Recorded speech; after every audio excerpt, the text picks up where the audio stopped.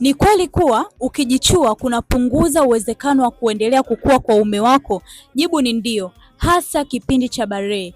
Endapo ni mwanaume yeyote aliyewahi kupitia changamoto kama hii, aliyewahi kupitia katika kipindi cha ukuaji akawa anafanya masturbation kwa kuangalia picha za utupu, au anafanya masturbation yeye anavyojua ili mradi anafanya. Hii hali inapelekea kuathiri hormone, lakini pia vile vile inakatisha kuendelea kwa ukuaji wa maumbile yako.